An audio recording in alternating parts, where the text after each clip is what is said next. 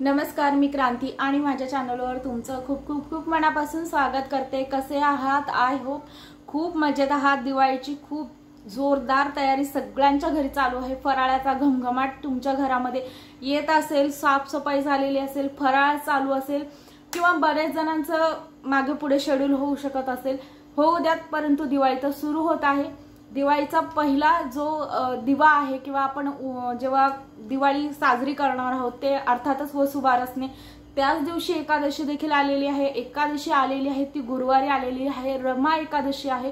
किती महत्व आहे हे तुम्हाला वेगळं सांगायची गरज नाही, कारण रमा एकादशी आहे ती गुरुवारी आलेली आहे आणि त्याच दिवशी वसुबारस गोवत्स द्वादशी देखील आहे। त्यामुळे ह्या सर्व तिथींची काय महती आहे हे तुम्ही जाणकार लोक सगळे जाणू शकतात। तर आता ह्या दिवशी आपण गाय वासराची तुम्हाला पूजा करायची असते। हे बघा, गाय आहे ती आपल्या वासरावर जितकं प्रेम करत असते ना, तितकी त्या ज्या घरात ती आहे त्या घरच्या लोकांवर पण खूप प्रेम करत असते। तिच्या पालनकर्त्याला ती कधीही हे करत नाही, एकटं सोडत नाही। हे बघा, अशा कितीतरी घटना घडलेल्या आहेत की जिथे अगदी घराच्या बाईवर येणारं संकट त्या गायीने घेतलेलं आहे। अक्षरशः ही म्हण देखील आहे की बाईवर आलं होतं पण गायीवर संकट घेतलं।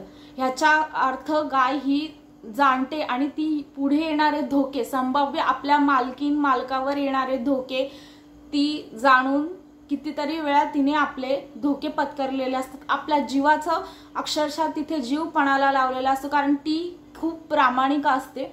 त्यामुळे तर आता गायीची आपल्याला पूजा करायची आहे, आपल्याला तिच्या वासराची देखील पूजा करायची आहे। आणि गाय वासराची पूजा आता बऱ्याच ठिकाणी हे बघा, गोठे अजूनही अवेलेबल आहेत, तर तिथे तुम्ही जाऊन गोशाळेत जाऊन तुम्ही त्यांची पूजा अर्थातच करू शकतात, घरी पूजा करू शकतात। परंतु घरी जर पूजा करत असाल तर तुम्हाला हा उपाय नाही करता येणार, परंतु जर तुमच्याकडे गोठा कुठेतरी अवेलेबल असेल तर हा नक्की उपाय तुम्ही करू शकतात। आणि आजकाल मंदिरांच्या बाहेर सुद्धा गाय वगैरे असते की तिथे आपण चारा खायला घालू शकतो। उद्या अर्थात गायला हिरवा चारा तुम्ही खायला घाला।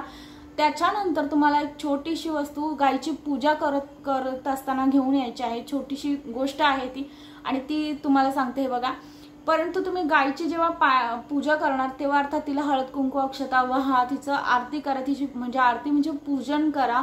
आणि पहिल्यांदा जाऊन पहिले तिच्या पायावर, उजव्या पायावर पाणी ओता आणि त्याच्यानंतर तुम्हाला तिच्या पायाखालची माती जी आहे पूजा करून झाल्यानंतर तुम्हाला घरी येताना सोबत घेऊन यायची आहे। याचं कारण सांगते, एकतर आपण ह्या भूमीवर आहोत, ही भूमी आपला भार सहन करत आहे। आपण भूमीवर राहतो, भूमीवर आपण जे पिकवलेलं असतं ते सगळं खात असतो। भूमी आपल्याला घर देते, छप्पर देते, सर्व काही आपल्याला ही जमीन देत असते आणि त्या जमिनीवर त्या गोमातेने पाय ठेवलेले आहेत। उद्या आपण असंही तिला आपण गोमाताच म्हणायला हवं, कारण ती गाय म्हणजे अक्षरशः आपल्याला पालन करत असते आपलं सर्व काही।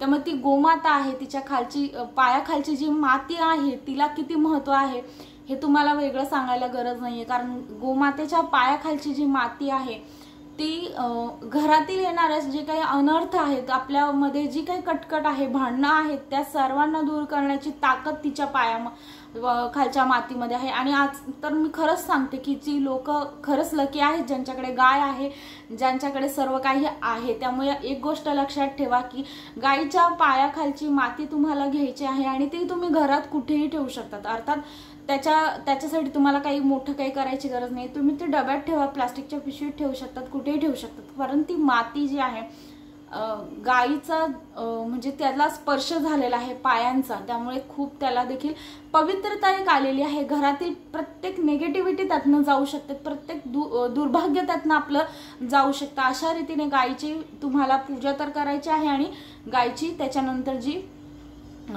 पायाखालची माती आहे ती घरी घेऊन यावी। त्याच्यानंतर उद्या अर्थातच एकादशी आहे, त्यामुळे हे बघा, आणि गुरुवारी आलेली आहे, त्यामुळे त्याला एक वेगळं महत्व प्राप्त झालेलं आहे। गुरुवारी आहे एकादशी, ही तिथी जी आहे ते आपण भगवान विष्णूंना समर्पित करत असतो। त्यामुळे उद्या तुमच्या घरातील बाळकृष्णाला अभिषेक करायला अजिबात विसरू नका। तुम्ही पंचामृताने करू शकतात, साध्या पाण्याने करू शकतात, आणि तुम्ही अर्थातच दुधाने करा। निरसं दूध जे म्हणतो आपण, न तापवलेलं, त्याने दुधाने केला तर खूप छान आहे। ओम नमो भगवते वासुदेवाय नमः म्हणत म्हणत अभिषेक करा। ज्यांना संतती प्राप्तीमध्ये कुठे प्रॉब्लेम्स येत असतील त्यांनी हा जो उपाय करून त्यातलं जे पाणी किंवा जे काही आहे म्हणजे तीर्थ जे आहे ते प्राशन नवरा बायकोने करावं। कारण हे बघा, एकतर हा एकादशीचा उपाय आहे, त्याच्यानंतर हा आपल्याला त्यांच्यातनं उद्या आलेल्या रमा एकादशीला करत आहोत, त्यामुळे हा वर्षातनं एकदाच आपण करू शकतो। त्यामुळे उद्या न चुकता हा उपाय करायला अजिबात विसरू नका। तसंच केळाच्या झाडाची जी पूजा आहे ती करायला आपण अजिबात विसरायचं नाहीये। केळाच्या झाडाची पूजा करायची मागच्या व्हिडिओमध्ये मी देखील सांगितलं आहे। केळाच्या झाडाची पूजा करत असताना त्याला दूध वाहायचं आहे। दूध वाहत असताना थोडीशी चिमूटभर हळद वाहायची आहे। तसंच उद्या गुरुवार देखील आहे, त्यामुळे तुम्हाला तुमच्या घरातील जी तुळस आहे, तुळशी माता आहे, तिला देखील थोडंसं दूध व्हायचं आहे आणि अर्थात हे सर्व दूध कच्चंच व्हायचं आहे। त्यात देखील थोडीशी चिमूटभर हळद घालायची आहे आणि तुम्हाला ओम नमो भगवते वासुदेवाय नमः म्हणायचं आहे। कारण हे बघा, दिवस आहेत माता लक्ष्मीला आपल्या घराच्या आगमनात म्हणजे माता लक्ष्मीचं आपल्या घरात करायचं आगमन करायचं आहे। त्यामुळे माता लक्ष्मीची येण्याचीच तयारी आपल्याला इतकी छान करायची आहे की माता लक्ष्मीला आपलं घर जे आहे ते सापडलंच पाहिजे। त्याच्यानंतर गोष्ट काय आहे बघा, आता तुम्हाला केळाच्या झाडाचं सांगितलं। जर तुमच्याकडे केळाचं झाड नसेल तर कुठे उंबराचं झाड मिळालं तिथेही तुम्ही हा उपाय नक्कीच करू शकता। तिथे तुम्हाला हेच सेम करायचं आहे, ओम नमो भगवते वासुदेवाय नमः। आणि आता मुला होत नाही हा एक वेगळा प्रॉब्लेम आहे, परंतु ज्यांना मुलं आहेत त्यांचं काही कारणास्तव आईशी न पटणं किंवा त्याच्यात बरेचसे कारण असू शकतात। काही वेळेस तुमचे ग्रहमान तेवढे खराब असू शकतात। आई आणि मुलांचे जे रिलेशन्स आहेत त्यासाठी पण कधी कधी ग्रहमान तेवढे खराब असतात। पण त्याच्यावर देखील एक उपाय आहे, तो म्हणजे तुम्हाला उद्या तुमच्याकडे गाय वासराची मूर्ती नसेल तर निश्चितच तुम्ही ती घेऊन या, आणि असेल तर ती चांगलंच आहे, तिची तुम्ही पूजा करायची आहे आणि ती तुम्हाला अशा ठिकाणी ठेवायची आहे की जिथे तुमचं लक्ष जाईल त्याच्यावर। कारण कधी कधी आपल्याला मुलांचा राग येतो, मी पण स्वतः एक आई आहे, मला पण येतो कधी कधी, मुलं खूप त्रास देतात, राग येतो। परंतु हा एक उपाय असा आहे ना की आपण त्या गायीकडे बघितलं ना की एक ममत्व जागृत होत असतं। कारण गाय ही खरोखर वात्सल्याचं ममत्वाचं प्रतीक आहे। तिला बघून ती ज्या पद्धतीने आपल्या वासराला चाटते किंवा वासरू तिच्याकडे जाताना ते बघून, म्हणजे त्याचं जे प्रतीक आहे ते आपण बघून कुठेतरी आपल्या मनात पण ममत्व जागवत होतं। आपल्या मुलांवर राग येणं हे साहजिक आहे, आई नाही रागवणार तर कोण रागवणार? अरे भगवान कृष्णाने आईचा मार खाल्ला होता, तर आपण काय आहोत? आणि आपण खरंच सर्वसामान्य आहोत, तेवढी आपली कॅपॅसिटीच नाही आहे किंवा आपण हे सगळं बोलत आहोत तरी पण तरीही मुलांवर कधी कधी चिड येते, मुलं आपलं ऐकत नाहीत, असं बरंच घरांमध्ये घडत असतं। तर त्या घरातल्यांसाठी हा नक्की उपाय आहे।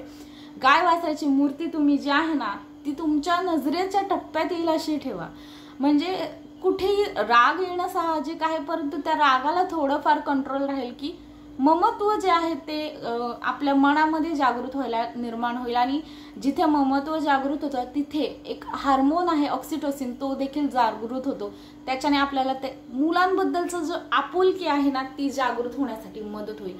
तर ह्या सगळ्या छोट्या छोट्या गोष्टी आहेत, ह्या उद्या अजिबात करायला विसरू नका। वसुबारसचा दिवस आहे, दिवस खास आहे, रमा एकादशी आहे आणि करायला अजिबात चुकवू नका। छोटेसे उपाय आहेत, त्याने काही खूप वेळ लागणार नाहीये, पण नक्की ट्राय करा।